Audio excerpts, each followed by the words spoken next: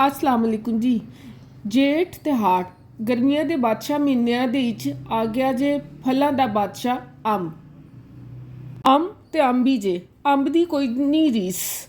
ਅੰਬ ਦੀਆਂ ਬਹੁਤ ਜ਼ਿਆਦਾ ਕਿਸਮਾਂ ਹੈਗੀਆਂ ਨੇ ਪਾਕਿਸਤਾਨ ਦੇ ਅੰਦਰ, बहुत ज़्यादा, जैसा कि चिट्टा चौंसा, काला चौंसा, अनवर रटोर, और भी बहुत ज़्यादा किस्मां ने। उन सारिया किस्मां गिनवान लगेंगी तो इत्थे तो रात ही पै जाएगी।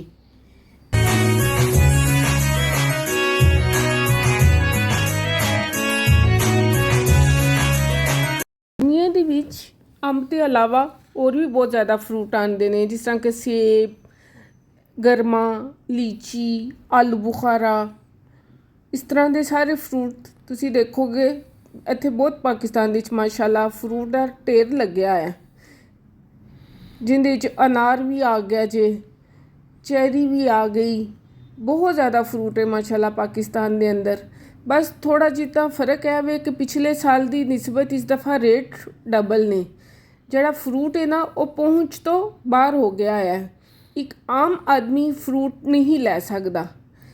तो बस एक छोटी जी गल तुहाडे सारिਆਂ ਨੂੰ कहांगी कि जिथे तुसी अपने वास्ते फ्रूट लैंदे हो तो उत्थे कोशिश करा करो थोड़ा जा फ्रूट किसी ऐसे बंदे ਨੂੰ भी लै दईए जिहड़ा बेचारा बिल्कुल अफोर्ड नहीं कर सकता। अंब देख के मैनू अपना बचपना याद आ गया। ਜਦੋਂ ਅਸੀਂ ਛੋਟੇ ਸਾਂ ਕਿ ਸਾਡੇ ਅੱਬੂ ਅੰਬ ਲੈ ਕੇ ਆਉਂਦੇ ਸਨ ਤੇ ਉਦੋਂ ਫ੍ਰਿਜ ਤੇ ਹੁੰਦੇ ਸਨ, ਲੇਕਿਨ ਫ੍ਰਿਜ ਵਿੱਚ ਅੰਬ ਰੱਖਣ ਦਾ ਰਿਵਾਜ ਬੜਾ ਘੱਟ ਹੁੰਦਾ ਸੀ।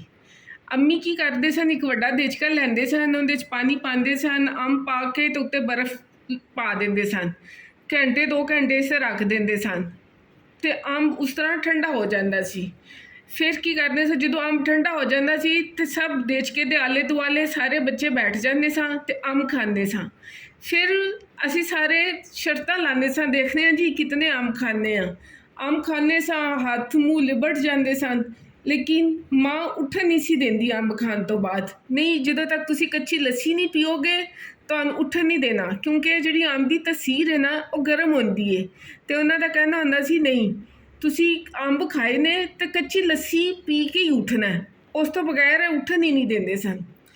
चलो तुसी भी तैयारी फड़ो, जाओ तो अंब लैके आओ तो अंब खाओ, क्योंकि अंब का भी तुसी कह लो कि 1 महीना रह गया जे सीजन, फिर उन्हें भी टुर जाना। अंब खाओ तो बस फिर अपन दुआवां दे विच मैनू भी याद रखो। तो हुण मैं तुहाडे कोल इजाजत चाहनी हाँ। रब राखा। हसदा रवे पंजाब, सदा वसदा रवे पंजाब।